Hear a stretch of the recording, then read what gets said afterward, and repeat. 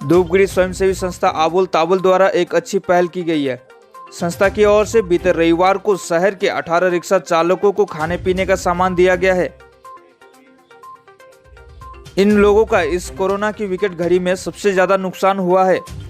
किसी की सुबह से 20 से 50 रुपए आमदनी होती है तो कोई ऐसे ही रह जाता है।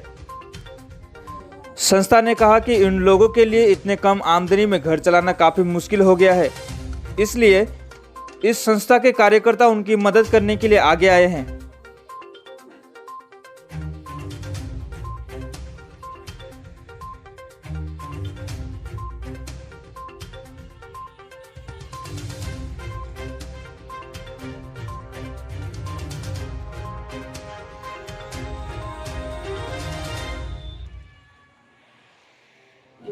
আপনার বয়স কত?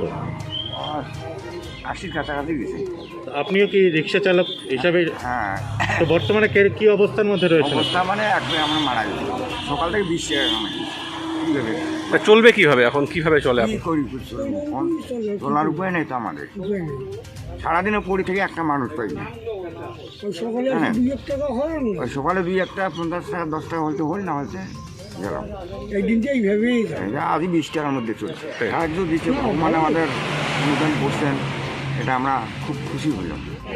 কর্মসূচি বলতে আজকে ওই যারা রিক্সা চালান এমন মানুষেরা যারা কর্মহীন হয়ে পড়েছেন লকডাউনের ফলে, তাদেরকে আজকে আবুল তাবুলের তরফ থেকে আমরা কিছু খাদ্য সামগ্রী যাতে তাদের অ্যাটলিস্ট আরও 10 দিন মতো চলে তাদের পরিবারে, তার মধ্যে চাল রয়েছে, 2 রকম ডাল রয়েছে, আলু রয়েছে, পেঁয়াজ রয়েছে, সোয়াবিন, বিস্কিট, চাপাতি, এই যে একটা মোটামুটি খাদ্য সামগ্রী যা একটা পরিবারের লাগে সেটাকে আমরা দেওয়ার চেষ্টা করছি একটা ব্যাপারে। না, এটা আমাদের সারা বছরই চলে, মানে এমন ব্যাপার না যে এই নতুন করে হচ্ছে, সারা বছরই আমরা কিছু কর্মসূচি আমাদের সংগঠনের থাকে। আমরা সারা বছরই ধরে নিন আমরা 5 টাকার পেট পুজো বলে একটা কর্মসূচি চালাই, 5 টাকা করে খাওয়া, নিরামিষ খাওয়াই আমরা। তারপরে বোনের বিয়ে কর্মসূচি নিই, যেখানে কোনো আর্থিকভাবে পিছিয়ে পড়া কোনো মানুষের মেয়ের বিয়ে হলে তাকে একটা করে বেনারসি এবং 1 বস্তা চাল আমরা দিই। তার সাথে আমরা আরও কিছু কাজ আমরা করছি। আমরা উৎসবের সময় দুর্গাপূজায় উৎসবের উপহার করি। তো ঠিক সেইভাবেই আমরা এই কোভিড হেল্প গত বছরও আমরা এটা চালিয়েছি, প্রচুর মানুষকে দেওয়া হয়েছে, এবছরও আমরা দিচ্ছি, সেক্টর হিসেবে দিচ্ছি, ইন জেনারেল দিচ্ছি, তাতে আমরা দিলাম আসছি।